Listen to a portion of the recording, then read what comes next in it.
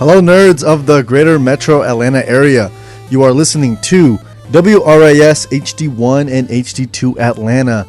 How you guys? How are you guys? I'm DJ HispanicSalvation, filling in for DJ Oil Spill, DJ Lavender, and DJ Fish for Nerd Hour. I mean, if you're listening to it, it's always at 8 o'clock p.m. on the dot on Sundays. So here we are. DJ Oil Spill is running late, and DJ Lavender is somewhere, and then DJ Fish is, I think, somewhere as well. So, it's a talking program, obviously, about nerd things, I'm guessing, like, games, anime, and such. I'm sure you guys are familiar with games and anime and some other stuff. I know DJ Oil Spill likes to talk about Final Fantasy, one of them. Yeah, I was here last Sunday to talk about the Neon Genesis Evangelion, end of Neon Genesis Evangelion movie that came out in theaters last week, as well as I think we talked about Avatar, some other stuff. I don't really consume. I do actually consume a lot of online media, but I guess I don't know what counts as nerdy. You know what I mean? Like, I'm not really I dip my toes in a lot of things. For example, like board games. I really love playing board games with one of my friends. He's super into it. We played Twilight of the Imperium. You guys are familiar. I played the Human Class, and it's like Catan, but in space, and it takes like 6 hours to 7 hours to play, and it felt like 2. It was a really good time. It's like you conquer planets and the other stuff. So I think games like that are really hard for me to like set up for my friends or other stuff. But it's something I've always wanted to and flirted with the idea with. For example, like the Cyberpunk 2020 board game, tabletop role playing game. I've written out like plans and ideas, but the setup and the rule sets for that game is really, really grueling. Like, even just setting up your character, you have to create your backstory, and but not like everyone does that, but like you have to roll, and it's crazy. I don't like it. A lot of people use the red version, solely because it's simpler and it dumbs down most of the mechanics. Like you can hone in on archaeology if you want. Like, there's stuff like that. So some people say it's very bloated, but some people very love that like realism to it, or very in-depth mechanics. But I couldn't be bothered to read more than 3 pages about one singular mechanic. Like, I know the hacking mechanic, some people just straight up avoid it just because it's so tedious to do, and I've been one to do that. I think this is better. I think a program like this works a lot better when you have someone to bounce off of. But you guys had me for a while. I mean, you guys like Deltarune? I like Deltarune. You know what I mean? I've been not playing the latest chapter, but I've been playing chapter. I just started 2. I'm one of those people who really hates missing out on little things. Like, there's a thing you can collect the eggs. I don't know. I got the egg on chapter 1, but I had 2 save files, and one of them I didn't. So I had to like delete one and then restart it. It was, I don't know. I like stuff like that, but I don't like it because if I miss one little thing, I don't want to play anymore because I missed out on something. Like when Splatoon first came out, they had a really cool cosmetic item I really wanted, and then I couldn't get it. I couldn't get it. I couldn't figure it out. And then I think it was like the magazine system or whatever they have. So I ended up getting it, and then I stopped playing for like years. I recently started picking it back up though, and I have a lot of fun with it. But I'm not tapped in with the meta, as the kids say. You know what I mean? With like duels or the other whatnots. But I don't know. I guess Splatoon has been one of the games I've been playing like a lot. Also like Mario Kart. I don't there's a big emphasis, especially with 8, with the meta, what cart is better, what, all the shortcuts. I am like a meta cart guy, but only for the carts of characters that I enjoy playing. I'm an Isabelle main and villager type of guy. And that's kind of it. That's all I know. And I know with Isabelle, it's either the little blue cart from F-Zero, or the Beetle one with the little red or blue small tires. I'm a big fan of that. I was playing with one of my roommates, and something about losing really gets to me. Back to back to back. It's just like, ooh, I want to. I don't know. I want to get violent. I want to get serious. Yeah. I I haven't been I'm at that stage in my life where I haven't had enough time to play video games as much as I wanted to. But also when I do play video games, it's tedious and repetitive. I don't want to start a new game, but I also don't want to keep playing the games I keep playing. Like I've been grinding GTA 5 online a lot, and like it's just so repetitive and so tiresome, and it's like, what am I doing this for? I think I was doing it for like the new mansion update that they did, which I was sort of excited for, and then the heist that came out, people didn't like that much. I mean, it was okay, it's whatever. But after you get something, I don't know, I don't feel accomplished. I feel empty. Like I remember when I first started playing, when I was like 13, 14. They had the flying vehicles. I think it was the deluxe cell that I really wanted, and I didn't know how to play the game. So whatever was the proper way to do your business or whatever, I was just doing it the complete opposite way. So it took me a while to get. I think it was like 5 million in the game to finally get this vehicle, and I finally did, and I bought it, and I was like, okay, cool, because you have to buy a whole nother vehicle or a whole nother thing to get the proper modifications you need on this vehicle to make it worthwhile. And then when I finally did all that, I don't know, it feels like that one scene in South Park where they're playing, I think, World of Warcraft, and Cartman's like, oh guys, we can finally play the game, and they're all big and fat. And when I first actually started playing the game, I was like, oh wow, I hate this. I don't know, there's not many games out there that really entice me. I think the last game I really had fun with was Enter the Gungeon. I like the concept of a roguelike like that, but like other ones, like for example Binding of Isaac, I could just never get into it. I thought it was just so complicated, and I couldn't figure it out. I don't know, I didn't like it a lot. But Enter the Gungeon was, I think, very digestible for me, and easy to pick up. You dodge and you shoot, that's kind of it, right? Other ones like that I enjoy. That I enjoy is it's not a roguelike, but Hotline Miami. I think Hotline Miami has been one of my favorite games to ever play. But yeah.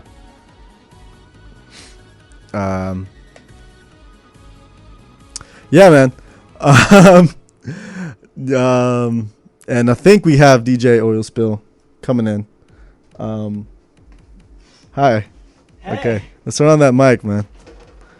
Mic 2. Hey, welcome to Nerd Hour. Yo, that's not even the right mic. It's also not. Okay, yeah, the issue is it turned on. Yeah. Hey, what's up? Nothing much. What's up with you? Oh, no, I just saw the new Spider-Man like an hour ago. Oh, okay. Do you want to talk about that later? Let's save that. We'll save that. Let's save Because that's that the one. talk of the town right now. That is the talk of the I town. don't want to spoil it for anyone. That one thing that happened, know what I'm saying? Dude, But then that other thing that the happened? Hulk is in it. What? That was in all of the advertising. I don't care about saying that. Yeah. But what's up? What have you been talking about so far? Rambling. I had a message from a former DJ just now. Oh, really? Be like, hey, are you okay? Who was it? We can talk it later. DJ Cowpoke. Really? Banjo? DJ Banjo. DJ Banjo. Yep. Are you okay? I mean, I think I sounded fine. I mean, I think I'm a little bit like jittery. I was drinking a Monster before coming here. I don't know. Now I'm insecure. Like, did I sound like a rambling crazy person? I talked about loon? Portal. No, I didn't talk about Portal. I talked about Hotline Miami. Nice. Deltarune. It's good. Talked about the egg thing. Yeah? I'm on chapter 2 now. Really? Yeah. Because you're doing like a new save to get everything? I mean, yeah, because then I was playing. I had to save up until chapter 3 with all the eggs, but then I couldn't find the 1 in 3 because it's really tedious. It is kind of tedious. So and I was explaining that, like, if I don't get a thing or if I miss out on something in a game, it's ruined. I don't want to play it ever. You don't want to play it ever again? No, because I missed it. I'm like the opposite. Yeah.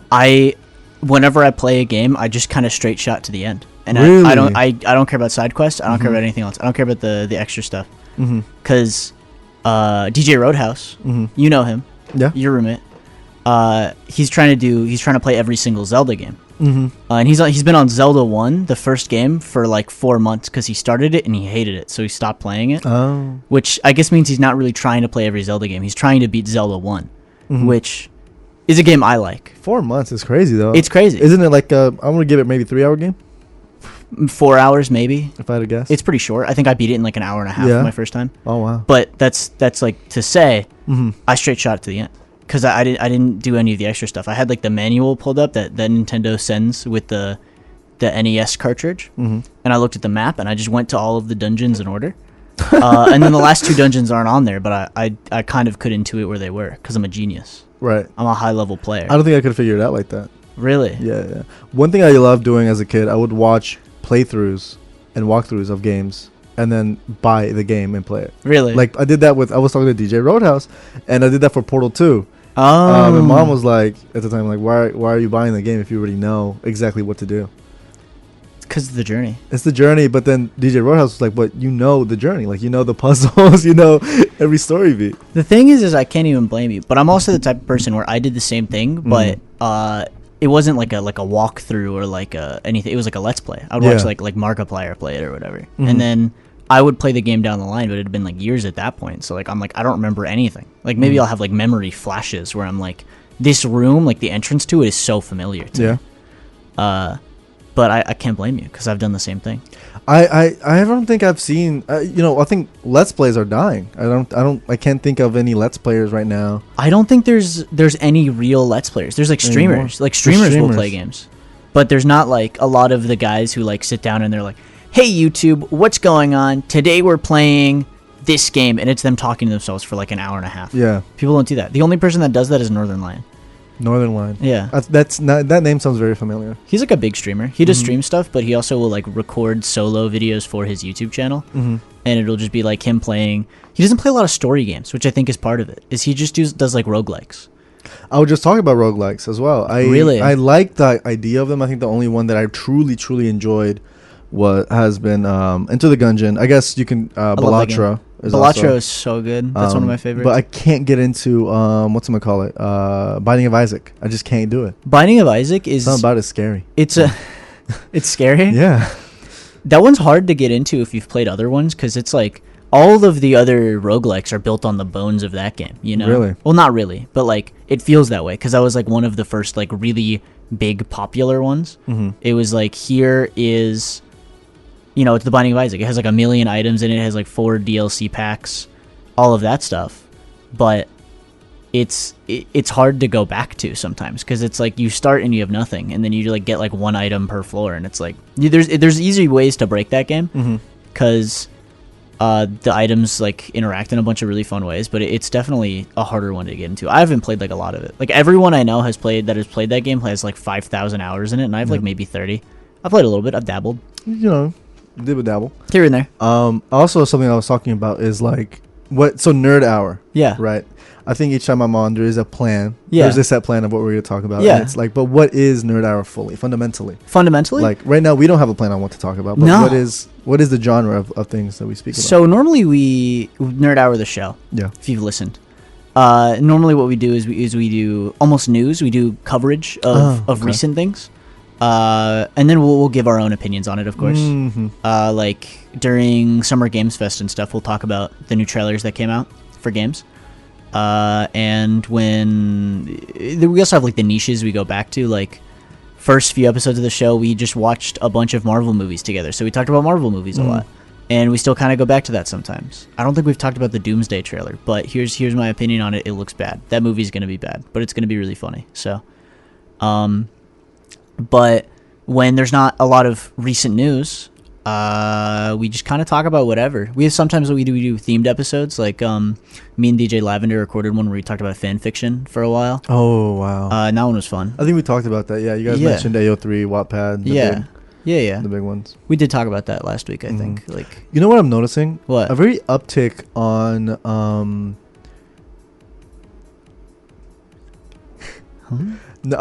furry comics. Oh yeah, real big fan of them. Yeah. There's a lot of stuff. A lot of them. There's 2 that share a very similar art style, and I feel like a kid again, like wishing these like I was a kid. I was like, oh, I really want Billy Mandy to do a special episode with Johnny Test or something. Yeah, but you want like these 2 furry artists, like Normalsville, to do a collaboration. You know Normalsville? I know Normalsville. We've talked about it. We've talked about Normalsville. Yeah, we've talked about it. Oh wow! And I think what I said to you exactly is, I see the comics on my feed sometimes, and I read them, but I don't like keep up. I keep up. I want to because I really like it. I think that's a really charming comic. It's really good. I think a lot of people dislike the what's his name? Oh my god! There's an arc. Yeah. With a character who's dating a bee. Yeah. And they hate that arc. Ferris. They hate Ferris. I think that arc was kind of fire. I hated that arc. It's so specific as to what emotions it invokes. Oh no, yeah. Because it's like it's a lot of rage, Mm-hmm. but you know a guy like that. Oh, for sure. Yeah, I don't know. I really liked it when they kept it episodic. I love Herod. You know. Herod's the best. Everyone loves Herod. There's one I feel like he's my comic favorite. that I read. To me, it feels very reminiscent of like the morning paper. I was reading it on the toilet and I like busted out laughing. I was like, wow, this is a really funny comic. I'm gonna try to find it after the show, but one that I'm trying to keep up with is Doghouse. I know Doghouse. Yeah. And there's what is it? I think it's the other one that I'm talking about is like Rough something, and they have a very similar art style. Oh. And I haven't really read Rough. Yeah. But I really wish they put them in the stew, man. Do something together. Let's do Make something. a little something. Let's cook something Make together, a little man. something. Yeah. Yeah, but that's kind of the nerd hour vibe. Is we just kind of talk. Yeah. Like how we're doing right now about this nerd was a stuff. really good example. Yeah. Yeah. Because we do a lot of side tangents. I feel like that's like a big thing of our show. Mm-hmm. Because especially like we go back to our niches. We talk about Avatar: The Last Airbender a lot, especially because recently there's been a lot of Avatar stuff. We were talking about Percy Jackson like almost every week when the Netflix show was airing. Not Netflix, the Disney Plus show was airing. Which new season of that in December. I will be watching it. I think we will try to pull back our discussion of it on the show because it was bad. We Percy talked about Jackson? it all the time. So run me by, because there's the movies, right? So Yes. so what's the series about? So it was a book series originally. Yeah. And it's about children of the Greek gods, yeah. demigods.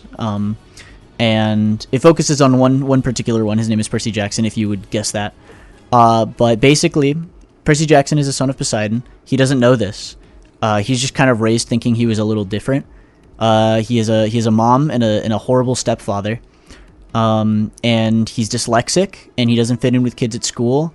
And his mom really likes Greek stuff, but he doesn't know why.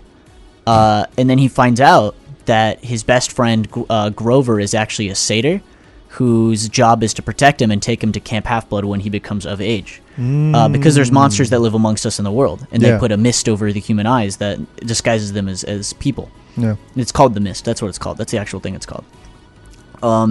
So Percy Jackson goes to Camp Half-Blood, and at first he still doesn't know he's the son of Poseidon. He just knows, oh, I'm a demigod.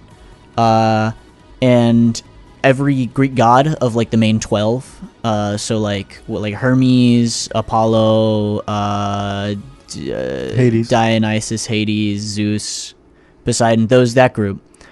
The Poseidon Olympic 12. and them. Yeah, Poseidon and them. I can't remember all of them. There's a lot. I used to know all of them, like Hephaestus, bro. In the Pop Tropica Athena map, you had to like memorize them. Yeah. There was like a little museum. I probably had them memorized because I read Percy Jackson. Like Really? a lot. I read that book series probably 3 or 4 times as a kid. Like all the way through. Except the second one. I didn't own the second one, so I didn't read it that much. I also didn't like it that much. But Percy goes to camp. He's hanging out with the Hermes kids, I think, for a while, because it's like a big cabin, and he doesn't know who his father is yet. So he's just kind of like hanging out, and then Poseidon claims him, which is bad because the big three, Hades, Zeus, and Poseidon, all swore off having children, because every time they had a child, it was really bad. Like something horrible happened to the world. All right, so Zeus is gonna ruin it for everyone because like he was popping them out. Not he was popping them out, but he was loose. He was loose. Yeah. Okay. Cool. But the thing is this is like modern times, so it's like after this period, like I don't know, like 1,000 years ago or whatever, they're like, we're not gonna be loose anymore. We're gonna be tight. But the thing is Percy thinks he's the first child of the big three in like a billion years. He finds out later that that's not true. Zeus had a daughter who was turned into a giant tree. Oh. He turned her into a tree to protect her. But it turns out Hades also had a child. But he was kept secret for a while. But basically every book is like Percy Jackson goes on some sort of quest where it's like a reimagining of classic Greek stories. Like the second one pulls a lot from the Odyssey. Like they see Polyphemus the Cyclops, and they visit the Witch of Circe, and they see Scylla and the whirlpool Charybdis. It's a lot of that stuff, and then like the fourth book is a lot of like the Labyrinth with Icarus in them, and yeah, it's cool. I like it. It's fun, and it's like a it feels like a very forever story because it's like just like a modern twist on Greek classic stuff. And it's fun as a kid when you're reading it because you don't understand. Like you're like, oh, it's all the Greek monsters, like the Medusa is there, but you don't realize how much of that is just like, yeah, we are pulling these stories from Greek myths. It's a retelling of it, which I think goes to tell the longevity of those types of stories and how universal stories are in general. Because like, I guess another good example of this is Hadestown, the musical, which just got a pro shot in theaters, which we talked about a little bit last week, I think. But it's literally just the story of Orpheus and Eurydice. Orpheus the bard loses Eurydice because she dies, and then he sneaks into the underworld to claim her. Hades finds out, and he says, you can take her and leave, but if you turn around at all, I'm claiming her soul, and yours too. And it's a story of love and trust and all of that stuff, and it's classic. But there's a million retellings of it. Hadestown is a more modern one where Hades owns a town at the end of the railroad line that is also underground, that he's building a giant wall around to protect his heart because he misses his beautiful wife Persephone whenever she goes up to the mortal world for 6 months of the year. And it's getting colder and colder up above because Hades is keeping her down there for longer and longer. So Orpheus is a bard, and he's trying to create a song that will bring back summer and bring back heat and food and bounty. And that's great and all, but he meets this beautiful girl, Eurydice, and he starts charming her, and then he goes back to focusing on his song. And Eurydice feels like she is not valued as much, and also she's starving because she's like an orphan, she's alone, she's a wanderer. Hades approaches her in Hadestown and says, hey, I can give you work. I can give you comfort in housing. And she says, that sounds great. And so she follows him to the underworld, to Hadestown, and she starts to work. And Hades is like, yeah, you signed off your whole life. You're going to lose all your memories. You're done. You're just one of my workers now. I need you to work. Because he was jealous that Orpheus had a love like the one that he and Persephone used to have. Okay. So they're parallels. Their relationships are parallels. And then it's the rest of the story. Orpheus goes down there because Hermes tells him the path, and he plays a song that impresses Hades and Persephone a lot, and they agree to let him do this trial. And he does the trial, but he fails it ultimately. And then something really beautiful at the end of the show is they start doing the beginning song again. Because Hermes is like, this is a story that's been told 100 times at the very beginning of the show. You've heard this story before. We're going to tell it in a slightly different way. And you listen to this story every time because you hope it turns out different. And the story turns out the same, and then they start again. Because the story will always be told. It's like the never-ending story. Yeah. Yeah. Wow. Anyways, that was a very long side tangent about the power of stories and Greek myths and stuff. Yeah, my friend went to watch it I think 3 times already in the theater. Really? Yeah. And I was like, psh, whatever. Musical. Musical. Yeah. You know? But I'll have to give it a watch, man. That sounds very enticing, yeah. I think the movie theater run might be over because I think it was only 5 days. If it's still in theaters, definitely check it out. But if not, maybe it'll come on streaming or DVD or something. Yeah. At some point. Which is good. Speaking about movies, I want to talk about The Invite. Oh! I watched that. Did you watch it? Yeah, I watched it. When? Last week or so. Great movie. Invite film starring Seth Rogen and Edward Norton and Penelope Cruz and Olivia Wilde. So I guess background for that, it's about a couple that lives in an apartment and they invite their upstairs neighbor down to hash out some issues and also just to talk and get to know them because they want to have friends. Yeah. But they're arguing a lot as a couple, and that creates tension at the dinner. Great movie, directed by Olivia Wilde. She's directed a few things before, but I loved how this movie was shot. Yes, I loved everything about it. I'm a really big sucker for very uncomfortable and horrific moments. Yeah. And, this one has, I think, one every minute or so. Yeah. What I really appreciated is that it has all these awful, really uncomfortable moments, but I'm a secondhand embarrassment guy. It gets me so bad. Oh, yeah. But it doesn't linger on it enough, and there's enough, jokes in there that it feels like, haha, should I be laughing right now? Yeah. Yeah. I feel like I was there bombing. Yeah. Yeah. Man, I want to go to a social event so bad and just bomb. Yeah. Just really live in that. Because that's what that movie feels like. Yeah. It feels everyone is they're kind of haha, laughing along with you, but they're is this guy real? Yeah, it's very uncomfortable. Yeah. Obviously. And then I think when one of the characters was like, "Who's Sade?" And I was like, Yeah. "Alright." I really put that good. line Yeah, in my yeah, review because it was killing me. I forgot to do a review on it on Letterboxd, but yeah, I mean, there's so many parts in that movie you can just take and like when Seth Rogen's character's on the floor, Yeah. and berating Olivia Hawk, Wilde. Yeah. Oh, Hawk. Yeah. about his name, and then he opens up about it, and then immediately just starts another joke. Yeah. And then people are like, "What are you talking?" It's about?" crazy. It's insane. It's so crazy. And Olivia Wilde, every time Seth Rogen says something crazy, she pulls the most wild facial expression I've ever Yes. seen. It's like everything in her face goes like backwards. Like, Yeah. what? Really? What are you doing? It's so crazy. No. Because similar to what we were just talking about with Normalsville, you know a guy like that. Sometimes I'm like, am I that guy? I don't think so. I fear. But I get that fear. I felt that fear. Yeah. Because I've probably been that guy. 'Cause I'm do sure. I jokes. think everyone's been that guy. Yeah, you make Yeah. a joke at an inopportune moment, and when you shouldn't have, and everyone like kind of stares at you crazy, Yeah. and it's like, my fault, y'all. Just want to lighten the mood. Hey, We'll have a good time. my bad. I'm here to have a good time, man. I'm a chiller. Yeah, You know. I'm lit and I'm young, Yeah, and handsome. but I loved that movie to like pieces. I'm surprised at how much I loved it. Also, I watched it with my mother. Yeah, you told me that, and I was like, wow. It's a what crazy movie to watch with your mom. Yeah. Because there's a lot of Especially the main plot that happens yeah. later. there's a lot of discussion of adult activities, Mhm. illicit activities. Mhm.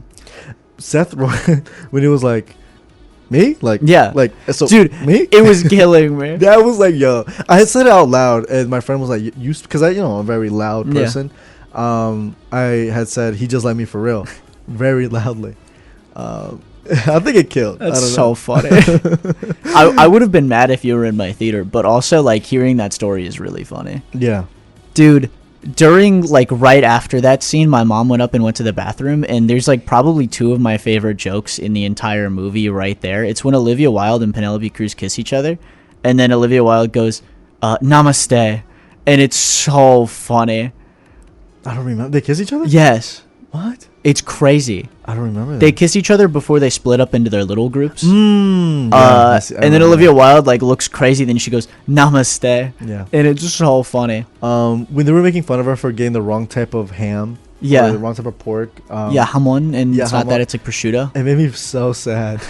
Like, oh my god. I was like, oh, she's trying hard. Yeah. She's having a bad day already. It got made worse because she got told that Penelope Cruz doesn't eat meat at all, Yeah. or like gluten, or like dairy, or like fish, or anything. Because she's like, I prepared a lot of nice stuff because I wanted to impress you. Yeah. I wanted to impress you. But that movie has like 14 separate moments where it's like everything is bad forever. Mm. And it's crazy. Yeah. But it's awesome. I love feeling bad forever. Yeah. Yeah. That might be my favorite movie that's come out this year. Like, it's like right next to The Odyssey. I haven't caught the Odyssey yet. I do want to see it still. It But- just added like a month and a half more showings to the Super IMAX. Okay, so I think I'm gonna I'm gonna catch it eventually. Yeah. For sure. Yeah, because what other movies came out this year that I was enthralled with? Dude, honestly, there's been like a lot of like great movies, but nothing I'm like super jazzed about. Because like Project Hail Mary came out. Yeah, That's a great little picture. I heard about it. I never caught it, and it just looks like, I don't know. Maybe I had a negative just thought of it at first. I was like, it just looks like budget Interstellar to me. Yeah.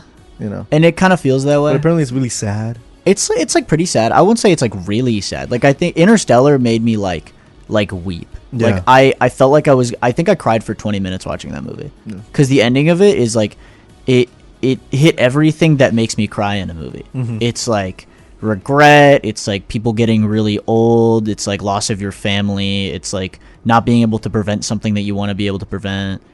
It's all of that. Mhm. And then Project Hail Mary was like he's friends with The Rock. But isn't he stuck there forever?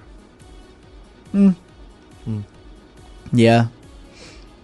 Yeah, he's gonna die up in space. Where? Yeah, but it's like that's the that thing that doesn't get me that much because Yeah. it's like, yeah, you're gonna die up in space, but like you got a guy to chill with. You get a rock. Yeah, Yeah.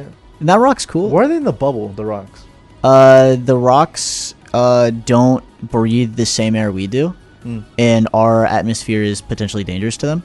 So they built like a series of bubbles. Like they're like an engineering species. They can just do that. Oh. I think they like spit it out or something, like a spider almost. But it's just like atmospheric differences, because I think the main thing is that the air that they breathe is super toxic to humans. Oh. So it's just incompatibility. Mm-hmm. But yeah, so they're in the bubbles and stuff. Word. Yeah. But that's like a cute little movie. Like I think if you watched it, I think you'd have a good time. It's like I had a good time with it. It's pretty. It's a very pretty movie. Yeah, I heard the colors there. It's Yeah. like pops. There's like 3 or 4 scenes that are like actually so beautiful. Mm-hmm. But I think it's partly because of my personality and who I am as a person, and I'm really pretentious. But there was a very big push when that movie came out of people like saying like this is the best movie of all time, and it's the people that watch 4 movies a year. It's the 4 movies a year crowd, like talking about it like it's the next big thing. Like it's like scratching like Sinners or like One Battle After Another, which are 2 of the best movies ever. And I'm like, it's just a great time. Like Ryan Gosling's good in it, but like I don't think it has like as strong of an emotional core as I wished it did. But like I'm complaining about it a lot. I still think it's like 8 out of 10 movie. Yeah, it's great. I gotta watch it. I haven't seen it. I think what came out this year? Pizza Movie came out, right? Pizza Movie did come out this year, and that's movie of the year. That feels so long ago to me. You know what I mean? It's so funny that when we watched Pizza Movie, you said this is the worst movie I've ever seen. I've had really, like, I don't know. I love to give up a 5-star. I give them out like it's candy. Yeah. Right? I love movies. I'm like, wow, this movie's the best movie ever made. Yeah. And I never knew, like, what makes truly a bad movie until I saw a Pizza Movie. I was like, wow, it's very repetitive. Yeah. Scenes go out for way too long. It's not funny. Yeah. It tries too hard to be funny, but the only saving grace in that movie is Caleb Heron. Yeah. He's phenomenal in that movie. He's funny. I love that movie. Because of Caleb. Yeah. I will say, I think every time I see the guy from the Goldbergs, the kid from the Goldbergs in anything. That's Jeff from, I think, Clarence. Yes. I don't see him in anything that much, but I watched that show a lot as a kid, so like it makes it impossible to dislike something that he's in. When did that show come out? The Goldbergs? Yeah. Like 2010 or something? See, I thought maybe it later came than that, out probably like, 2014. I thought, in my mind, it came out around the same time as Young Sheldon. Really? No, it was way earlier than that. Because I was like, okay, there's a young character. There's another young character. I see them around. I see the same clips on Twitter. You seen Goldberg's clips? Yeah. That's crazy. I haven't seen it. Really? Yeah. I used to a lot. Maybe I should seek him out. Because that's a show that, as I just said, I watched it so much. Yeah. I watched so much of that show. I don't know that there's like, as a kid, Breaking Bad. I love Breaking Bad. As a kid? Yes. I was like 11, 12. Really? Like, yo. That's crazy. Yeah. I don't think I watched Breaking Bad until like right before I entered college. Really? Or maybe I was in college, because I was in my freshman dorm when I finished that show. Piedmont Central? Yeah. Piedmont Central, man. It was bad. Yeah. It's horrible. You're telling me. Yeah. Yeah. We didn't have a broom. Really? Yeah. We just no, we didn't have a dustpan. Yeah. So we just collected all of our garbage and hair in one corner. Ooh. We had a dustpan. We cleaned pretty frequently. I had a little vacuum cleaner. That sounds nice. I was great friends with the guy I was sharing a room with. Yeah. I am great friends with him still. I love that guy to bits. I'm not built to share a room with another human being. Yeah, really. I can't do it. And I don't think he is either. It really tests the limits of the soul. I think it's a necessary thing that people must go through. Yeah. I hate to say that I think it's necessary, but I think it's a special type of torture, so I can never do this again in my entire life. Yeah, you have to experience it. If you're like a 30-year-old guy doing that for the first time, your life is horrible. It's like, it's got to be like in a really rough transitional period of your life already, and it's like, this is something so bad that I could kill everyone I've ever met. Because I think it helps you feel more like a human being. I feel like it's like, okay, I have to be considerate. And then like you get all, my side was disgusting. I lived horrifically. Yeah. And then my roommate also was not horrible person, but he was also horrific in his own way. Yeah. And it was just, I don't know, it was just so gross. I mean, one time, I think the funniest memory I did have was we tried lofting our beds. Yeah. But I think they had just stopped that when we wanted to. So we tried to do it and they didn't let us either. We did it. Really? Because we found the parts in the closet somewhere. and we just grabbed the parts, and then but we didn't have the little metal pins that go in the legs, right? So they can lift them. So we went to the Home Depot, and I was like, okay, it's like around this kind of size, and instead of metal pins, I bought these wooden ones. And put them in there, and each time we would get on the bed, I had to make a step thing. Yeah. And each time I would jump on the bed, it would like shift. I think there was one night where my roommate's thing just completely got like demolished. It just kind of shifted down, and he fell, and stuff like that. I think I was also I wasn't a bad roommate, but I think one of the first night, I just woke up screaming. Oh. So I'm really excited to do that again. Yeah. No. I had like low-key the opposite experience. Like I feel like me and my roommates were very cleanly, but I think it's because we were all like scared of being the disgusting guy. Yeah. So I didn't have a lot of stuff there because I was like, I didn't want to leave anything. And what I did is because I got really, really homesick my freshman year. So like every weekend I would go home, just to like see my parents and stuff. Because I was like freaking out for like a month and a half. But dude, one time when they did like the dorm inspections, the RRA took a picture of our shower and said, "This is what everyone's shower should look like." You were the example. Yeah. Word. Our shower had mold in it. Yeah, they showed this. There were pictures in the group me or whatever, and there was so much mold in showers. Yeah. And it's like, it's not that hard to not have mold in your shower. It's hard for people who don't clean their shower. Yeah, so. that's the problem. You have to clean the shower. You clean the shower and get the mold out of there, man. Nah. Yeah. Dude, but now we're all living in Grolkall. What's Grolkall? That's an awesome pizza movie reference. Grolkall? No. It's like the horrible torture dorm that they're trying to not live in. Oh, it's like the haunted house. Yeah. What ended up happening? Did they became buds in the end or something? I don't know. I hate because I knew I was watching this movie. I knew exactly what was gonna happen. One character is gonna feel betrayed by the other. They're gonna have this breakup, and then in the pivotal moment, they're like, "Psh, I don't care about all that. Yeah, I miss us." Yeah, and they become friends again. And that kind of happened. And I think the bullying scenes really got me. I was like, "We're getting bullied in college." Yeah, which, like, to be fair, he's getting bullied for a crazy reason. Yes, and I was like, okay, that kind of makes sense. But that's even like, then, like I was on your side the entire time, and then they explained why he was getting bullied, and I'm like, maybe that's why he's getting bullied in college. He deserves it. But then my thing is like, it's not even bullying; it's just assault now. Yeah, because I'm an adult. Yeah, because I'm 20. I guess you'd be like 18, 19. Yeah. In college, freshman year, because I think they were freshmen. No, they were like sophomores or something. Really? Yes. That's crazy. Yeah. They were sophomores. I'm pulling up the list of movies that have come out this year because I wanna look at some of them. Yeah, of course. Disclosure Day, you see it? No. That new Spielberg? No. It was good. A lot of people are mixed on it, but I liked it a lot. Yeah. That was Aliens cool. and whatnot? Yeah. I think they showed too much in the trailers, but I didn't really watch the trailers before watching the movie. I was talking about my friend about that the other day. The trailer's just so long. Yeah. I'm getting the whole movie. Dude. I guess this can be our Spider-Man segue. The Spider-Man trailer showed a lot. I don't think I even saw it. Really? No. I think I watched every single one of them, but like only because other people wanted me to watch them with them. I just saw the one where he jumps off the building. Yeah. And you can see inside his mask. Which is cool. That's a great shot. Yeah. But like basically like 70% of the Hulk in that movie is in the trailers. You watch the trailers and you see like every Hulk scene. Yeah, I remember seeing a clip of him getting all big.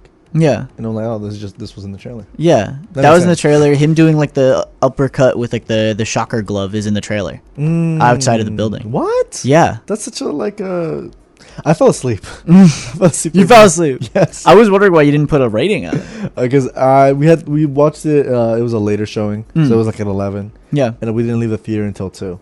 Oh. So maybe I have to rewatch it to fully I did that with Odyssey. I can't do it. I fall asleep. And then I'm looking at my wrist. I'm like, okay, this movie's kind of dragging it. But maybe it's not dragging it. Maybe I just really wanted to go home and sleep. So I'm planning on watching it again. It could be a little both because I think the movie does have some pacing issues. Right. It felt crazy long. And I think also, yeah, I don't know if it felt just disjointed, but it's just kind of like, there's something about it that feels clunky to it. Yeah. It's not as streamlined as I wanted it to be. I think, especially towards the end of that movie, there's a like probably like 15-minute sequence where they show the antagonist's like entire backstory as a flashback, and it like halts the movie to a pause. They do that. And it feels really weird. Not that I think that's like a bad addition at all. I just think it was placed in a really bad spot in that movie. I think they could have done it. Do you think they could have done it earlier? Yeah. I think definitely do it a little earlier or even later. Yeah. But like the place where it is, it's like we're all gearing up to do stuff, and it's like now we're sitting on a park bench, and it's chill. And it's nice. All right, man. Can we talk about a spoiler? Ooh, I don't. No, the movie just came out. Okay. Let's avoid spoilers. Spider-Man's in it, guys. Spider-Man's in it. I'm gonna say it. Punisher's in it too. Dude, I love the Punisher and Spider-Man scenes. Dude, you can tell that they're friends in real life. Yeah, because they are. I think about that. I just saw an interview story. Tom Holland was talking about like, I think they were prepping for the Odyssey or something. Yeah. And hold on, you gotta look it up, dude. I think.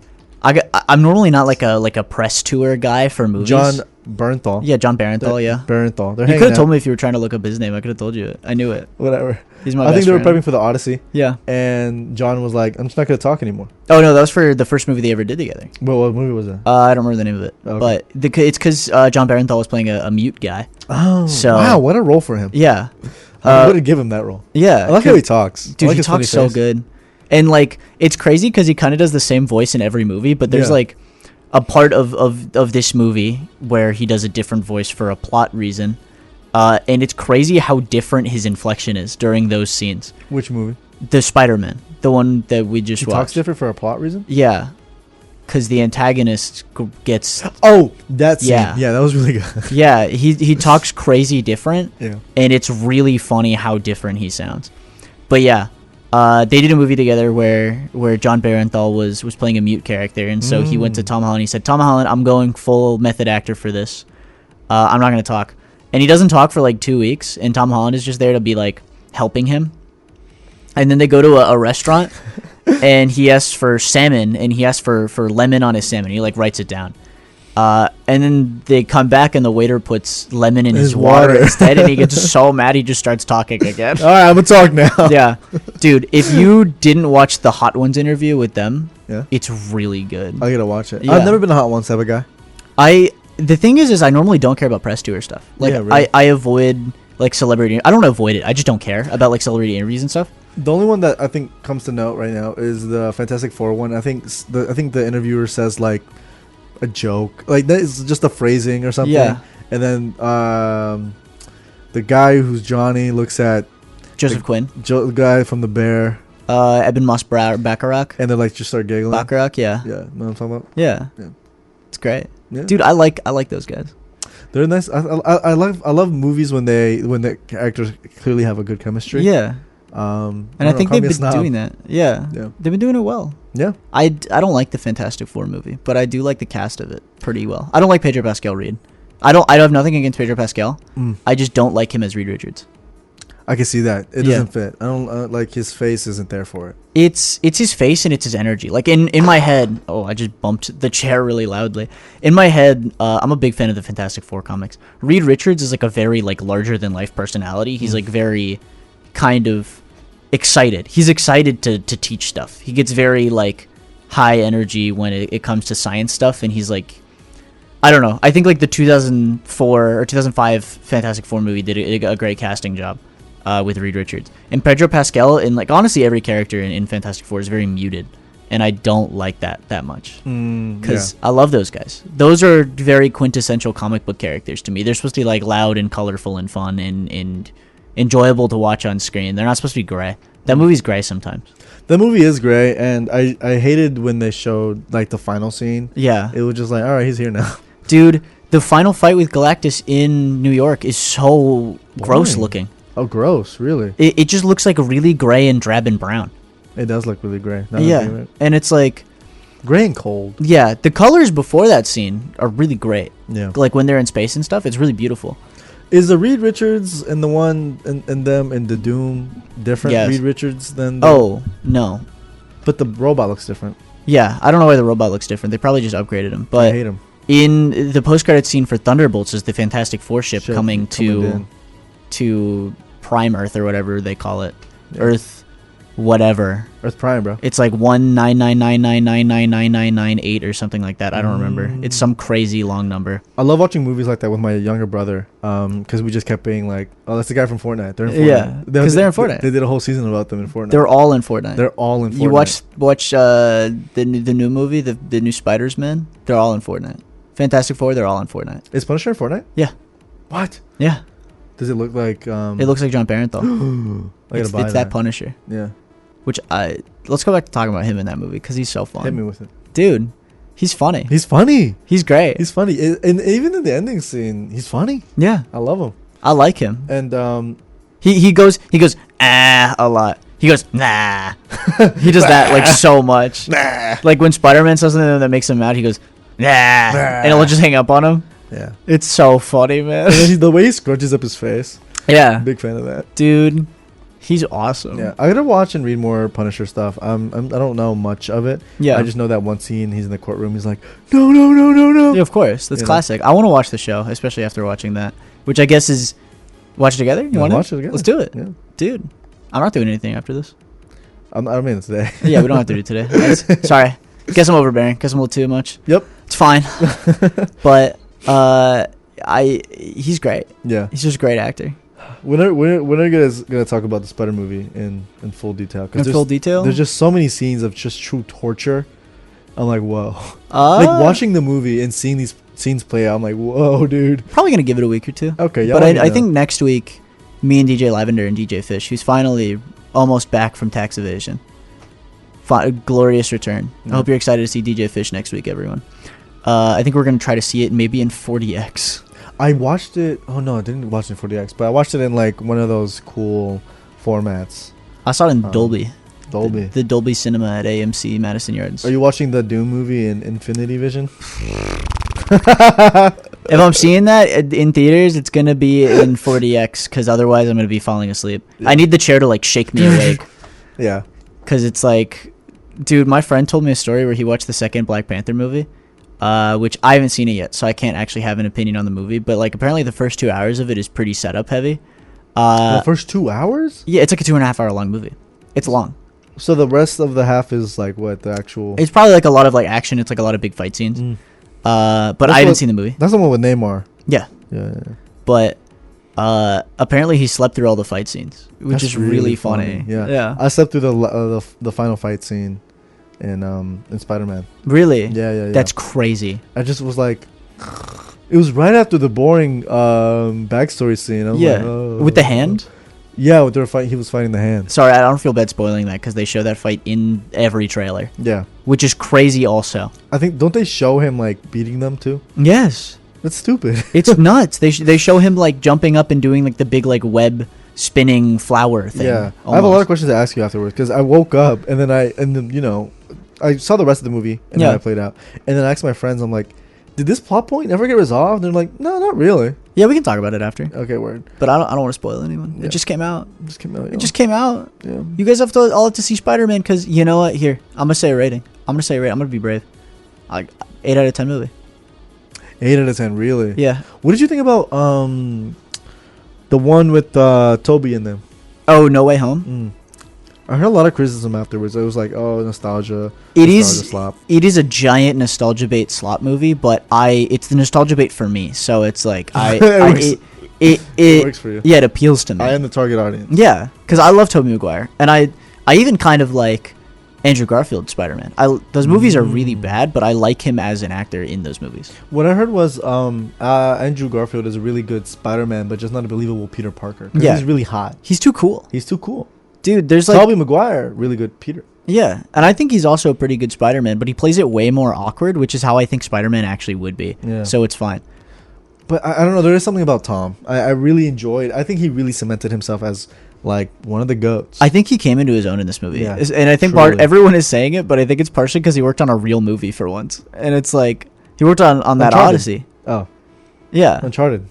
It was Uncharted. That's the real movie. That's the real movie he worked on. Dude, it's so funny because every story from him about coming to this movie after working on the Odyssey is he was like, we could do movies like that? We could just be doing that the whole time. We could just make movies Didn't like that. Didn't he make a comment or something while working on Spider-Man? He was like, "No, this isn't right." Yeah. Well, I forget what it was, but I gotta look it up later. I don't know. There's a lot of things he commented on. They did a test screening of the movie, and the producers gave a bunch of notes. And Tom Holland and the director Daniel Destin Creighton, they were both like, "It's not gonna work. We can't do that. It's gonna make our movie not good anymore." So they just turned down the producer notes, which is crazy. Yeah. And it's like he wasn't brave enough to do that before, because otherwise, like, maybe Spider-Man Far From Home would be like a good movie. But it's not. It's not. It's not. I never even watched the Homecoming. Really? Yeah. Or the other one. I really like Homecoming. Yeah. I have a soft spot for that movie. I think that movie and this movie are pretty like level for me, because I think while Homecoming is not like a great Spider-Man adaptation, I think it does play a lot of like the old like John Hughes movies, like Breakfast Club and stuff. I think in especially like Ferris Bueller, it kind of plays those as a superhero movie, and I think it does it super well. It's fun. It's a very fun watch. Wait, Far From Home is the one with the 3. Which one is the one where he goes to Europe? That's Far From Home. Which one's the other one? Homecoming is the one with the vulture in it. Right, but which one's the other one? No Way Home. No Way Home. Okay, Yeah. word. Yeah, this naming scheme, while it was cute, it's definitely not confusing at all. No. It's mostly just the last two, Far From Home and No Way Home. Like, people get those confused all the time. Because Far From Home makes sense as No Way Home. Yeah. But also Far From Home makes sense for Far From Home because he's far from home. Yeah, he's in Europe. He's in Europe. And yeah, there's the Night Monkey. That's what they called him when he was wearing like a suit that like Nick Fury gave him because he didn't want to be Spider-Man in Europe. Oh, that makes sense. They were why like, why would he be there? Yeah. It's like, I'm here with my school trip. If everyone saw I was in Washington, D.C. with my school trip and Spider-Man was there, and then I'm in Europe with my school trip and then Spider-Man's there, it's over. Something's up. Yeah. A jig might be up. Yeah. Yeah. I really liked, there's like a few scenes in No Way Home though. Like we talked about it being a giant key jingle nostalgia bait movie, but there's some really good scenes. There's some great scenes. The end scene where he's like, yes, I'll find you, I'm gonna come get you. And that I don't know, I do get like so goosebumps from that. It's like that in the scene right after, yeah, where it's him in the coffee shop, and he's just like, I'm Peter Parker, and I would like a coffee. Okay, Peter Parker, my coffee coming up. Yeah, it was so cute that he kept the cup. Yeah. Spoiler. I mean, that's shown in the trailers, I think, also. Oh my God, what was it shown in the trailer? The antagonist name, but everyone. Steve Lacy. Steve Lacy spoiled it. Yep. With Valkyrie, bro. Valkyrie and Steve Lacy in them on the red carpet, bro. Oh my God, my friends saw that movie like before I did, and they were talking about it a little bit, and I was like, yeah, I know who the antagonist is because Steve Lacy spoiled it on the red carpet. It's so funny because Valkyrie is like, without spoiling anything, who is your favorite character in the movie and why? And then he goes, probably antagonist's name. Yeah, I think she does like a great job. Like Sadie Sink performs her really well, and yeah, I just think it's antagonist's name. I really like that character. It's like, what are we doing? Yeah. I liked the plot point where the antagonist was trying to find this one thing. Yeah. It turns out that thing was a thing. Yeah. You know what I'm saying? I liked that. Yeah. I thought it was cool. I was like, whoa, they should do that more often. Yeah, it was subversive. Subversive. Me when the function got subversive, you know what I'm saying? Yeah. I'll bump the mic twice trying to do that. Boom. Because I'm all about bumping the mic and stuff. Who are bumping the mic? Yup. Right there, bro. Come on. Yup. We did a big high five. We did a dap. It's kind of lit. Yeah. I mean, what other video? You like media? Yeah, I like TV and stuff. Yeah. Been watching YouTube a lot recently. Yeah. Listen to podcasts. I've been watching. I watched Shawshank Redemption. Yeah, you watched half of it. I watched. No, more than half. I'd say probably like 80% of it. Did you finish it? No. Okay, then you watched half of it. Yeah, but I really know what happens. Yeah. But I should watch it. He gets redeemed. Shawshank does. Shawshank got redeemed, and it was like, because at first Shawshank was like, I don't know, like, could I really connect with and love this character? Yeah. But he really pulls his own. Dude, I actually did think his name was Shawshank before watching that movie. I didn't know. John Shawshank. Yeah, I thought his last name was Shawshank, and I was like, oh, it's him getting redeemed. But it's like, no, that's the name of the prison. Yeah. I didn't know that. That's in my review.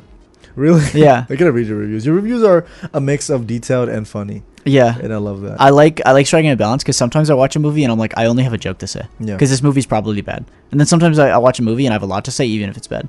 Like my Marvel movie reviews are like paragraphs long because I have so much to say about those movies. Even though they're not that good. Yeah, I wanna do a watch of them again. Like first, like I haven't seen Civil War, and that's where like Spider-Man's introduced. Pretty good movie. Yeah, spoiler. Spoiler for a movie that came out like 12 years ago. Yeah, Spider-Man's in it. Spider-Man's in it, yo. But yeah, I mean, I think Spider-Man is just one of those type of like monoliths in media. Yeah. Like I had no doubt that he was gonna bring in people for the movie. Oh yeah, and it's like one of the biggest opening weekends of any movie ever. Yes. And it's, I mean, like you look at like the superhero Mount Rushmore is it's like Superman, Batman, Wonder Woman, and then Spider-Man. It's Wonder one Marvel Woman's up character. there? Yes. You think? I think so. Whoa. Who else? Who would you put up there? Batman, Superman, Spider-Man. Dang, I want to say Iron Man. No. Maybe Iron Man in a post MCU world, but Yeah, true. But you're meaning like in an overall yeah. Wonder Woman. Anyways, we're like out of time. So We're I out want of to thank time. you guys for listening to WRAS HD1 and HD2 Atlanta. This is album 88. Can go ahead and change it to auto real quick while muting the Zeta faders because 88-bit trip is pre-recorded this week. Turn it to auto right now. Nerd Hour broadcasts live every Sunday from 8 to 9 p.m. and is then uploaded online the next day. You can listen live at WRAS Atlanta 88.5 FM or listen anywhere online at WRASFM.org. Nerd Hour is hosted by DJ Lavender, DJ Fish, and DJ Oilspill. Our intro and outro music comes from the Undertale soundtrack and is composed by Toby Fox.